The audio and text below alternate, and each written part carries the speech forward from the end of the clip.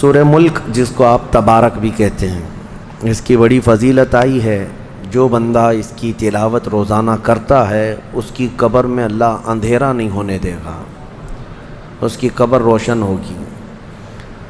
اعلیٰ حضرت نے تو یہاں تک لکھا ہے کہ جب سورہ ملک کی تلاوت کرنے والا مسلسل انتقال کر جاتا ہے تو یہ سورہ ملک اللہ کریم کی بارگاہ میں جا کر کے عرض کرتی ہے کہ مولا یہ مجھے تلاوت کرنے والا بندہ ہے، اس کی قبر میں آسانی دے دے، اور اللہ سے بار بار اصرار کرتی ہے کہ اس کی قبر میں آسانی دے دے، تو رب تعالیٰ اسے اجازت دیتا ہے سورہ ملک کو، تو یہ جنت میں جاتی ہے اور وہاں سے تکیہ بچھونا سب لے کر کے پھر واپس قبر میں آتی ہے، اور قبر میں آنے کے بعد اس میت کو جنتی سامان دیتی ہے، اس کے تکیہ یعنی سرہانہ اور ساری چیزیں دے کر پھر یہ کہتی میرے آنے میں تاخیر تو نہیں ہوئی تجھے۔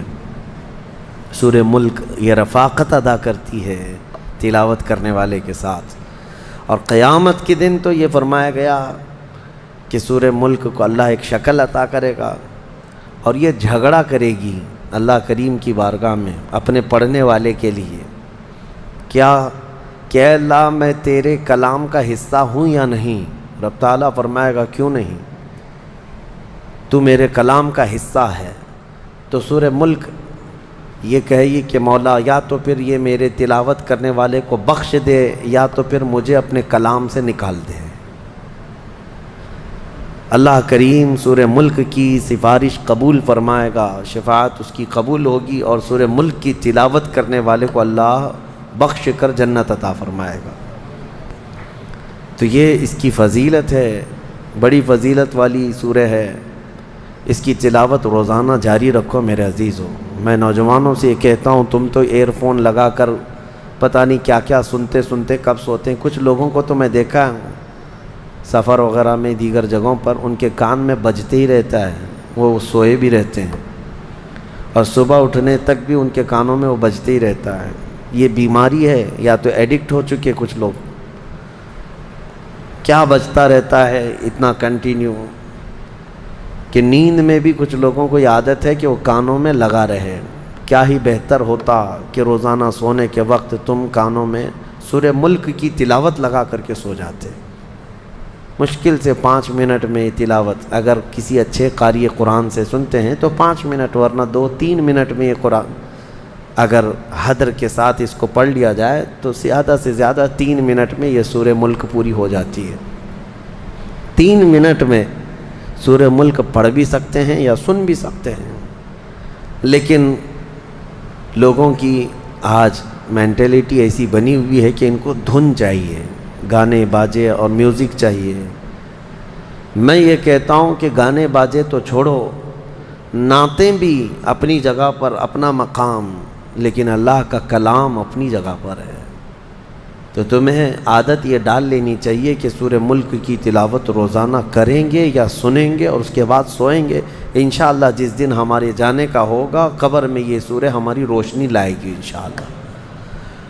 سورہ قلم دوسری سورہ ہے جس میں اللہ کریم نے اپنے حبیب صلی اللہ تعالیٰ علیہ وسلم کی تعریف میں یہ سورہ نازل فرمائی۔ ویسے تو دیکھا جائے آغاز سے اخیر تک قرآن ہے نعت مصطفیٰ، آغاز سے اخیر تک قرآن ہے نعت مصطفیٰ، محبوب کے بیان کا کیسا انوکھا ڈھنگ ہے۔ نبی پاک صلی اللہ تعالیٰ علیہ وسلم کی عظمت میں یہ آیتیں اتری ہیں۔ اللہ تعالیٰ فرماتا ہے نون والقلم وما یسطرون ما انت بنعمت ربک بمجنون وَإِنَّ لَكَ لَأَجْرًا غَيْرَ مَمْنُونٍ۔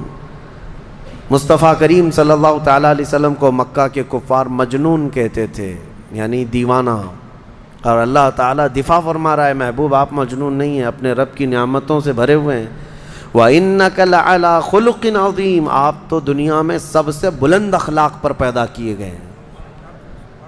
ہاں تیرے خلق کو حق نے عظیم کہا، تیرے خلق کو حق نے عظیم کہا، تیرے خلق کو رب نے جمیل کیا، کوئی تجھ سا ہوا ہے نہ ہوگا شہا، تیرے خالق حسن و ادا کی قسم۔ نبی پاک صلی اللہ تعالیٰ علیہ وسلم کی سیرت کو اللہ نے سب سے عظیم کہا، خلق، اور خلق یعنی حضور کی صورت کو بھی سب سے خوبصورت کیا. نہ حضور کی صورت جیسا کوئی ہے، نہ حضور کی سیرت جیسا کوئی ہے. قرآن اس چیز کی گواہی دے رہا ہے، آپ سب سے بلند اخلاق پر پیدا کیے گئے. آؤ میں آپ کو بتاؤں.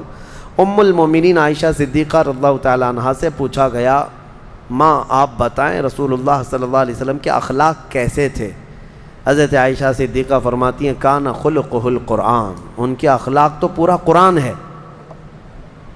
حضور صلی اللہ علیہ وسلم کے اخلاق قرآن ہے. حضرت عائشہ فرماتی ہیں قرآن حضور کے اخلاق ہیں پورے ہیں. میں یہ کہتا ہوں اپنے غیر بھی اس بات سے متاثر ہیں کہ نبی پاک صلی اللہ علیہ وسلم کے اخلاق کوئی بناوٹی اخلاق نہیں تھے. آپ کے کردار، آپ کا کیریکٹر جو ہے وہ کوئی تکلف سے تصنع سے آنے والا نہیں تھا. یہ نیچرلی اللہ تعالیٰ نے اس اعلیٰ اخلاق پر آپ کو پیدا کیا تھا، بلند اخلاق پر آپ کو پیدا کیا تھا. آپ عربوں میں جو حضور کے جانی دشمن تھے ان سے بھی اگر کوئی چیز پوچھ لیں بتا دیں گے. اس زمانے کے جو مکہ کے کفار جو جان کے درپے تھے، تلواریں سونتے کھڑے رہتے تھے کہ قتل کر دیں، لیکن ان سے پوچھیں کہ محمد صلی اللہ تعالیٰ علیہ وسلم کے اخلاق کیا ہیں تو وہ کہتے ہیں ہماری دشمنی اپنی جگہ پر، لیکن آج تک ہم نے کبھی ان کو جھوٹ بولتے نہیں سنا، نہ کبھی امانت میں خیانت کیا، نہ کسی کو فحش بات کرتے ہوئے دیکھا، نہ کسی کو گالی دیا، نہ کبھی وعدہ خلافی کیا، نہ کسی کو ترچھی نگاہ سے دیکھا، نہ کسی کے ساتھ ظلم کیا. یہ حضور کے اخلاق ہیں. نبی پاک صلی اللہ علیہ وسلم نے امت کو یہ تعلیم دی، من لم یوقر کبیرنا ومن لم یرحم صغیرنا ومن لم یوقر کبیرنا فلیس منا. جو ہمارے چھوٹوں پر رحم نہیں کرتا اور بڑوں کی عزت نہیں کرتا وہ ہم میں سے نہیں ہے. یہ اخلاق نہیں ہے تو اور کیا ہے؟ یہ اعلیٰ کردار ہیں نبی پاک صلی اللہ علیہ وسلم کے. حضرت سلمان فارسی رضی اللہ تعالیٰ عنہ ایک بار استنجا کے لیے بیٹھے ہوئے تھے، یہودی دیکھ کر کے مذاق اڑا رہے تھے. حضرت سلمان فارسی رضی اللہ تعالیٰ عنہ ڈھیلا استعمال فرما رہے تھے اپنے استنجا کو سکھانے کے لیے. یہودی کہنے لگے یہ کیا طریقہ ہے؟ تو حضرت سلمان فارسی نے کہا کہ ہاں ہمیں رسول اللہ صلی اللہ علیہ وسلم نے اس بات کی تعلیم دی ہے کہ استنجا کو ہم یا تو ڈھیلے سے، پتھر سے یا پانی سے سکھا لیں، دھو لیں. یہودی ہنسنے لگے، ٹھٹا مار کر کے کہنے لگے اچھا تمہارے رسول کے پاس تم استنجا کے مسئلے بھی وہ بتا دیتے ہیں، یعنی یہ مسئلے ایسے ہیں جس کو وہ سمجھتے ہیں کہ آئے بھائی اس کو بتانا.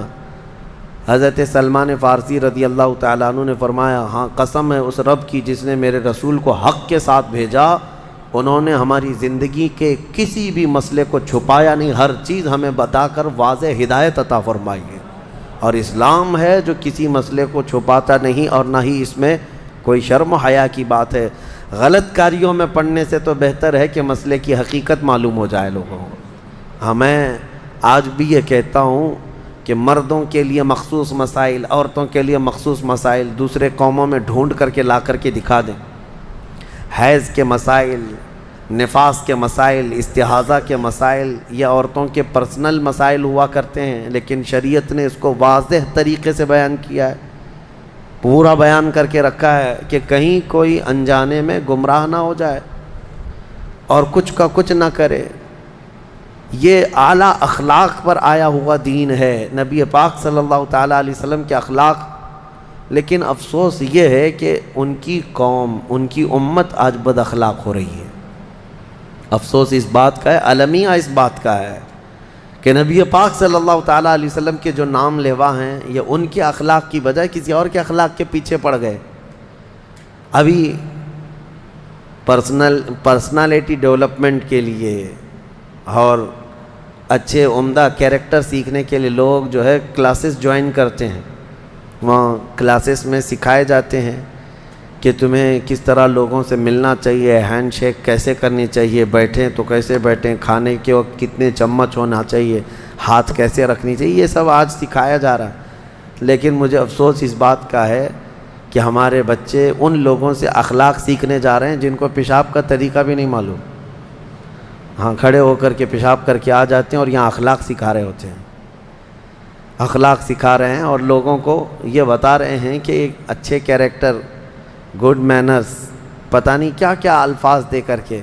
مجھے افسوس اس قوم پر ہے کہ جس کے لیے قرآن کہہ رہا ہے وَإِنَّكَ لَعَلَىٰ خُلُقٍ عَظِيمٍ. محبوب ہم آپ کو سب سے بلند اخلاق پر بنائے ہیں. کاش تم دیکھ لیے ہوتے نبی پاک صلی اللہ علیہ وسلم کے اخلاق کو. اسی میں عزت ہے میرے عزیزو، اسی میں عزت ہے. کچھ لوگوں نے آج ایسا سمجھ لیا ہے کہ حضور کے اخلاق، حضور کے کردار بہت پرانے ہو گئے. اس زمانے کے اگر طور طریقوں پر ہم چلیں گے تو پتہ نہیں اب نئی دنیا میں ہم کو کیا سمجھیں گے. ملا بولیں گے، مولوی بولیں گے. یہ تمہاری خام خیالی ہے، شیطانی وسوسہ ہے تمہارا. ہر زمانے میں میرے مصطفیٰ کے اخلاق اعلیٰ ہیں، لیکن بس اس کو سینے سے لگانے والا ہونا چاہیے. وہ جہاں جائے.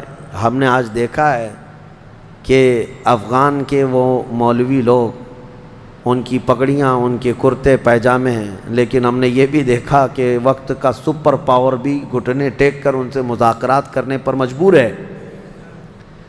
ہاں، وہ افغان کے مولوی لوگ کہیں یہ نہیں کہ امریکہ سے، رشیا سے مذاکرات کرنا ہے، ڈائلاگ ہے تو تھوڑا سوٹ بوٹ پہن کر کے جاتے ہیں. نہیں، وہ اپنے اسی پرانے لباس میں ہی جاتے ہیں.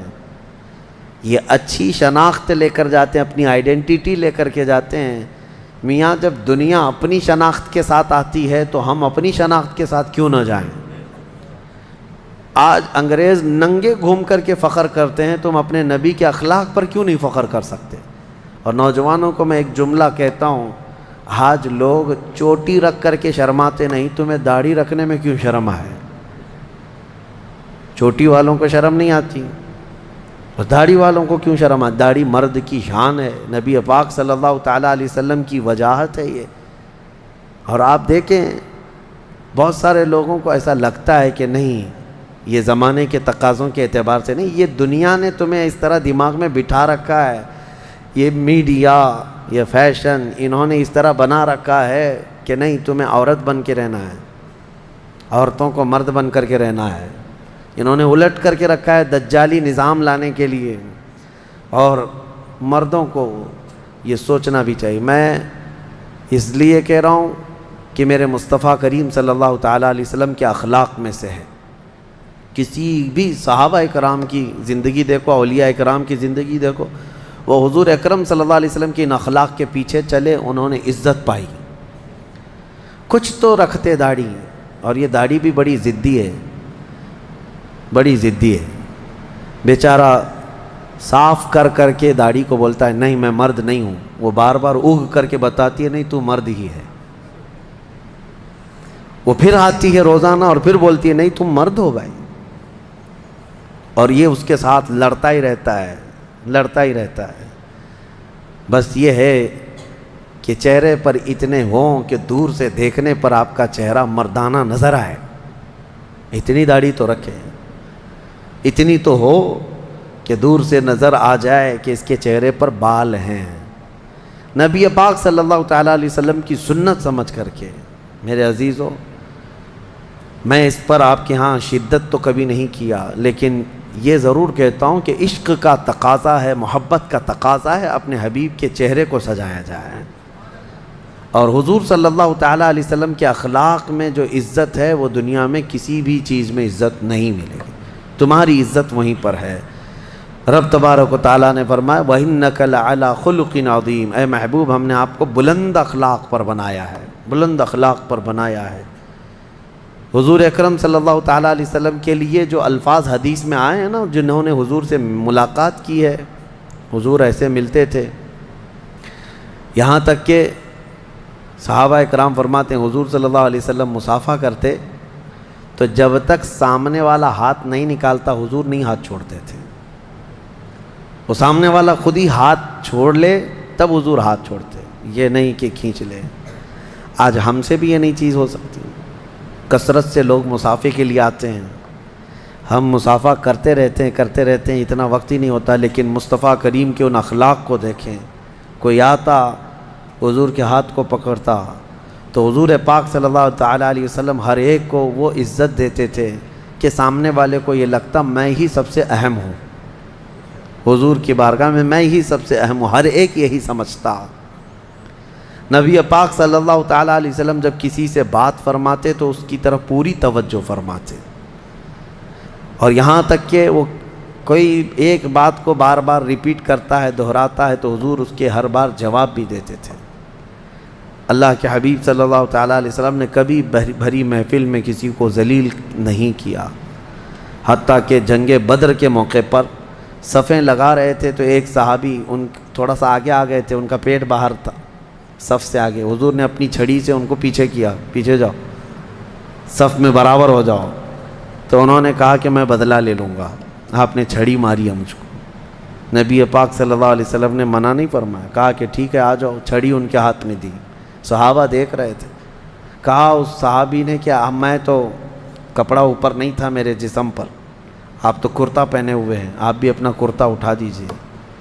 نبی پاک صلی اللہ علیہ وسلم نے اپنا جبہ اٹھایا، وہ صحابی بڑھ کر مہر نبوت کو بوسہ دیتے ہیں، اور اس کے بعد حضور صلی اللہ تعالیٰ علیہ وسلم کو اتنا محبت سے چوم لیا، اس کے بعد کہتے میرا بدلہ ہو گیا۔ حضور نے پوچھا تم ایسا کیوں کر رہے ہو، ایسا کیوں کیا تم نے؟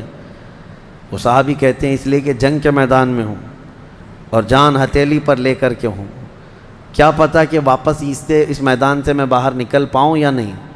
میں نے یہ سوچا اس دنیا سے جانے سے پہلے آپ کے جسم سے مس ہو جاؤں تاکہ اس برکت سے جہنم کی آگ حرام ہو جائے۔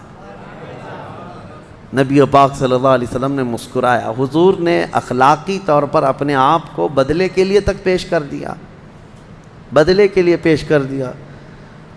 کھانے کے آداب اور طریقے میرے مصطفیٰ نے سکھائے، استنجا کے طریقے حضور نے سکھائے، برتن میں بیٹھو تو کس طرح سے کھاؤ، جب مختلف قسم کے کھانے ہوں یا ایک ہی قسم کا کھانا ہو تو آدمی کو اپنے سامنے سے کھانا چاہیے۔ کبھی یہ بھی حدیث ہے، طویل حدیثیں ہیں کہ کوئی ادھر سے ہاتھ اٹھا کر ڈال رہا ہے ادھر سے ہاتھ، میرے آقا صلی اللہ علیہ وسلم نے منع فرمایا۔ مختلف قسم کے کھانے ہوں الگ الگ تو الگ الگ جگہ سے اٹھا کے کھائیں، لیکن ایک ہی کھانا رکھا ہو تو ایک ہی جگہ سے آدمی ہاتھ اٹھا کر کھائے۔ بیٹھنے کا طریقہ حضور نے بتایا کہ کھانے پر کس طرح بیٹھے، استنجا میں بیٹھنے کے طریقے بھی حضور نے بتایا، یہ جسمانی اعتبار سے بھی تمہارے لیے کتنے مفید ہیں۔ اس کے علاوہ پانی پینے کے طریقے حضور نے بتایا کہ 3 سانسوں میں پیے، نہ کہ بیل کی طرح کنٹینیو ایک ہی گھونٹ میں پورا پانی پی جائے۔ حکمتیں ہیں حضور صلی اللہ تعالیٰ علیہ وسلم کے ان اخلاق میں، بڑی حکمتیں ہیں۔ سونے کے آداب بتائے، کس طرح سے لیٹنا ہے۔ یہ آج کون تربیت دیتا ہے، کون بتاتا ہے؟ ایک ایک چیز بچپن سے لے کر کے بڑھاپے تک ہر مرحلے میں اللہ کے نبی صلی اللہ تعالیٰ علیہ وسلم نے بہترین اخلاق دیے ہیں، بہترین اخلاق دیے، اور لوگوں کو یہاں تک کہ حضور صلی اللہ تعالیٰ علیہ وسلم حسنین کریمین کو ایک بار گود میں لیے چوم رہے تھے، بوسہ دے رہے تھے۔ کبھی کبھار حضور صلی اللہ تعالیٰ علیہ وسلم ان کے لبوں کو چومتے تھے اور ان کی گردن کو سونگھتے تھے۔ تو ایک صحابی تھے، انہوں نے کہا یا رسول اللہ صلی اللہ علیہ وسلم آپ بچوں کو چومتے بھی ہیں، یعنی بوسہ دیتے ہیں؟ تو حضور صلی اللہ تعالیٰ علیہ وسلم نے فرمایا یہ رحمت کا ایک حصہ ہے جو اللہ نے عطا کیا ہے۔ تو انہوں نے کہا میرے تو کتنے بچے 8 10 یا کچھ، انہوں نے کہا میں نے کبھی آج تک بچوں کو چوما ہی نہیں۔ کہا حضور اکرم صلی اللہ تعالیٰ علیہ وسلم نے کہ بچوں کو یہ پیار کرو، یہ بوسہ دینا یا ان کو قریب کرنا یہ حضور کی سنتوں میں سے ہے۔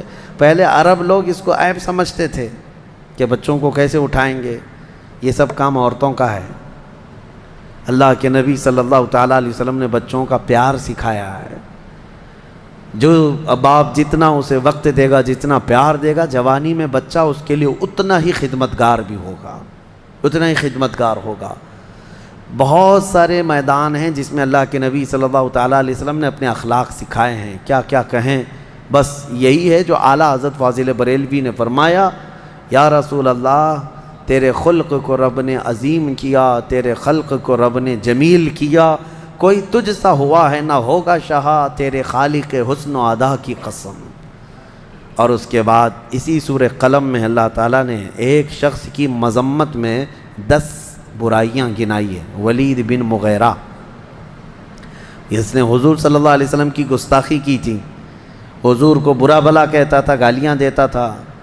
تو حضور اکرم صلی اللہ تعالیٰ علیہ وسلم کو اس کی باتیں بری لگیں، شاک گزری تو اللہ تعالیٰ نے آیتیں نازل فرمائی اس کے حق میں جو آیتیں ہیں، فَلَا تُطِعِ الْمُكَذِّبِينَ، جھٹلانے والوں کی پیروی نہ کریں اے میرے رسول، ان کی مت سنیں آپ۔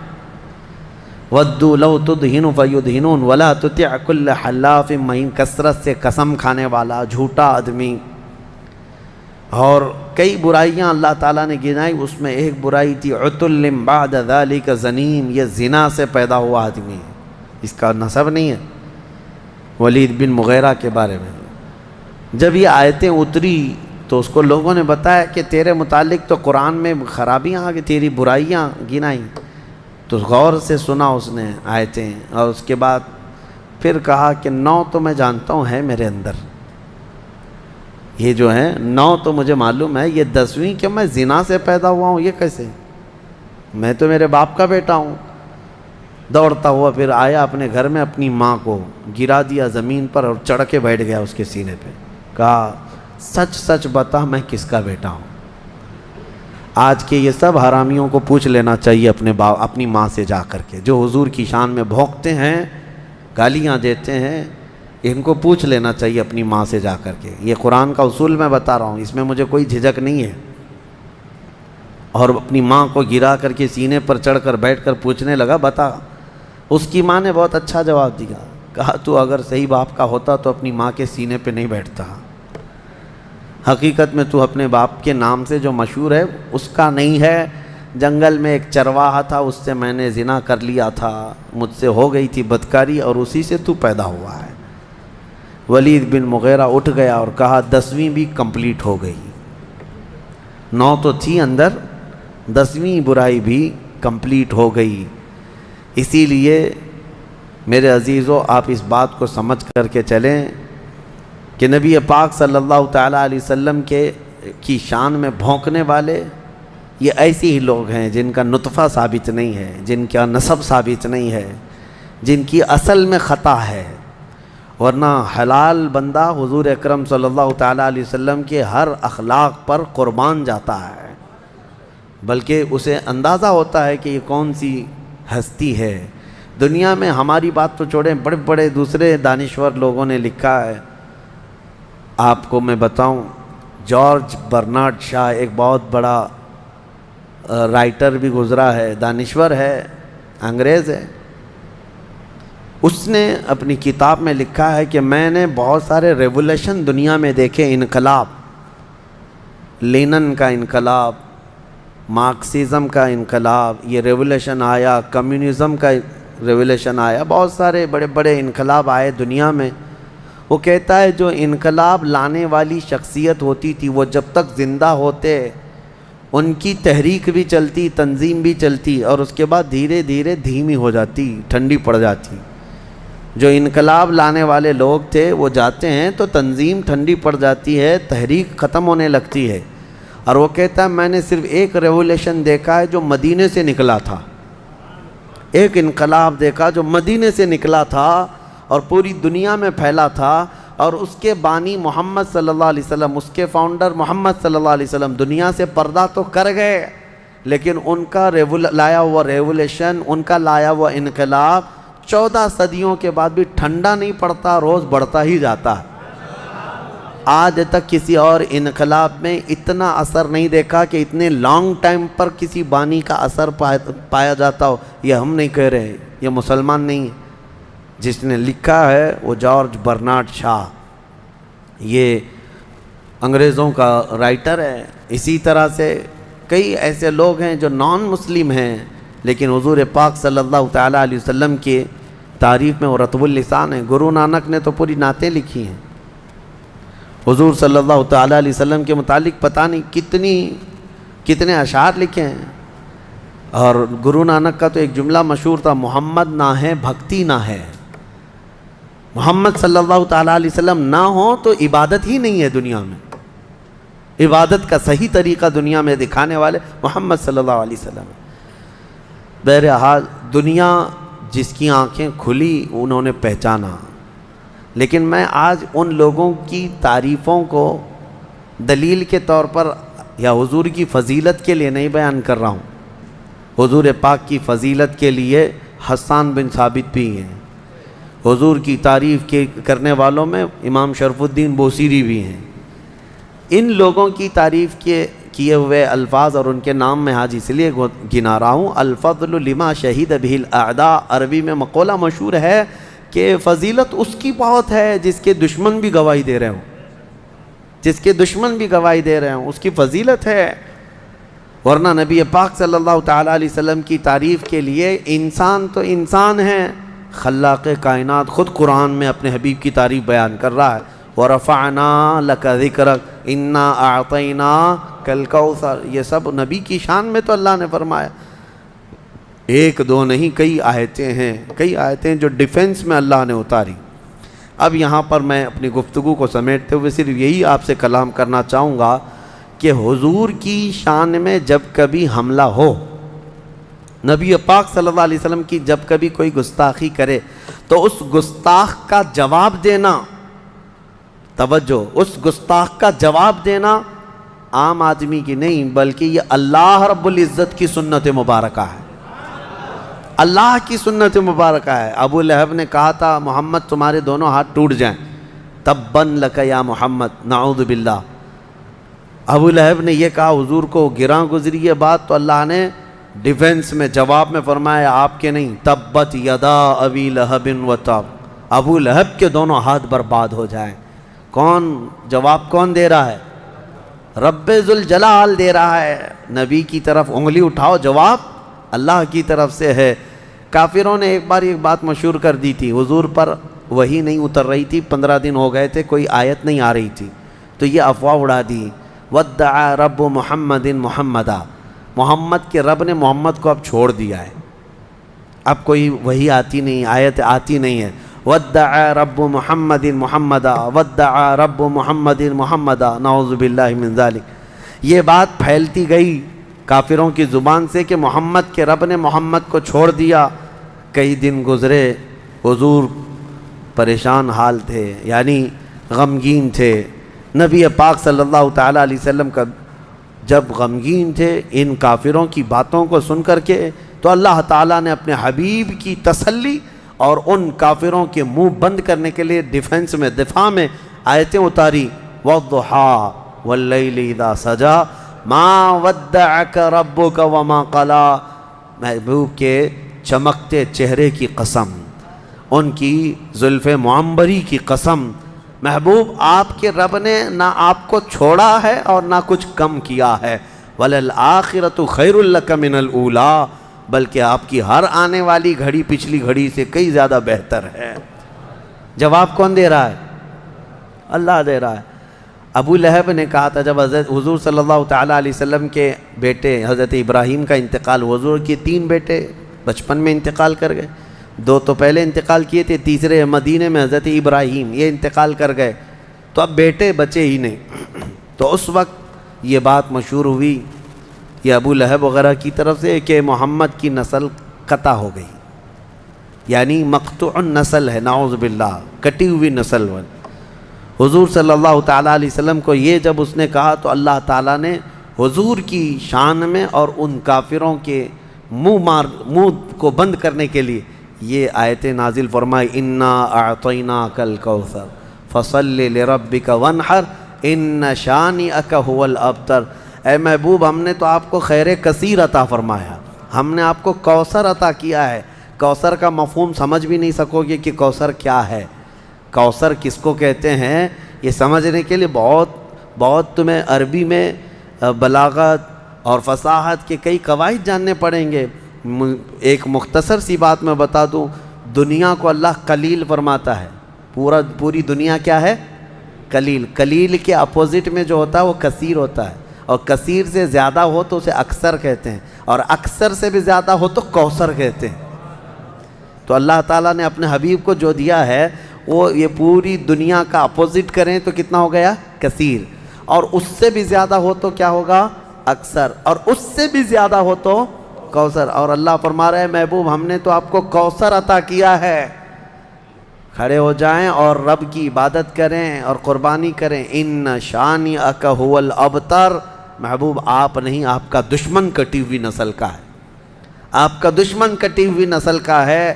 یہ آیت میں آئی بات اللہ کا فرمان حق ہے، ڈھونڈ کے نکالو ابو لہب کے بیٹے کہاں رہتے ہیں، نکال کے دکھاؤ کہاں ہے ابو لہب کی اولاد۔